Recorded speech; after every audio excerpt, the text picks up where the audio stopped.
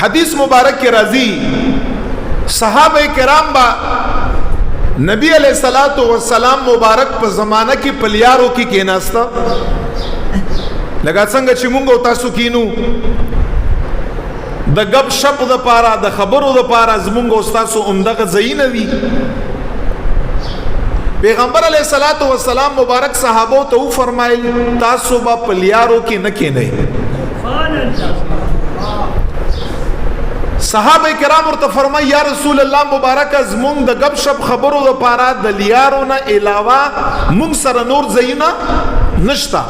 جمعات کې خبرې کړای نشو صحابه کرام خو پاکان خلکو دا غوی خو په ارزه کې داسې خبرې نه کړې لکه مونږ استادو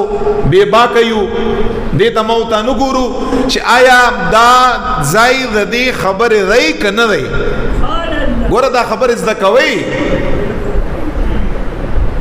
بل زمون سره نشتا حضور مبارک ورته فرمایي چې خچې پلار کې کینه او خبرې کړی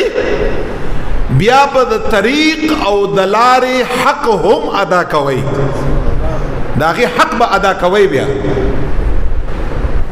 په صحابه کرامو کې او صحابي رسول الله مبارک ته فرمایي یا رسول الله مبارکا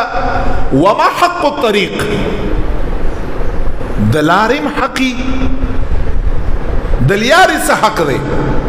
حضور مبارک ورته فرمایي چې او دلیارم حق شتا دلیار حق دا دی چې کله یو داسې کس په لار کې تیرږي چې هغه تستا کتنه مناسب نه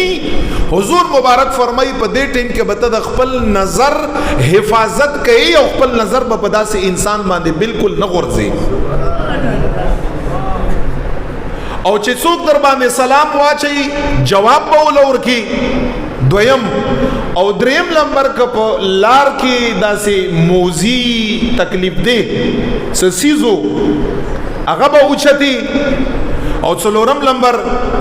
که امر بالمعروف و نهی عن المنکر د چاته کول شو چاته د خې خبرې کول شوي یو انسان د ولید په بدو کې مبتلا دی نو هغه من کوا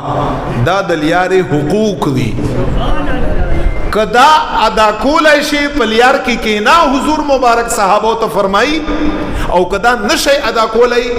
خپل نظر باندې کنټرول نشي کړای سلام جواب چاله نشي ور کولای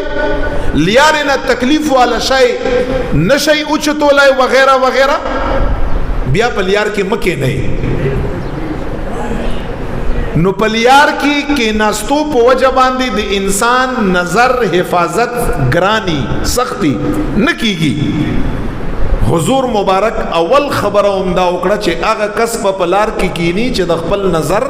حفاظت کولای شي ځکه دا یاد لره به د نظر حفاظت نه چې انسان څومره نوافل وکا څومره تلاوت وکا څومره ذکر او اذکار وکا څومره نیکی وکا هغه په خپل ځای باندې ثواب دی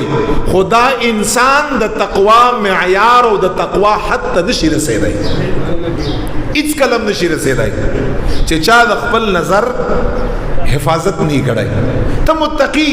ته صالح انسان ویل کېږي نیکوکار انسان بارته ویل کېږي خو متقی او پرهیزګار انسان نار ته ویل کېږي تا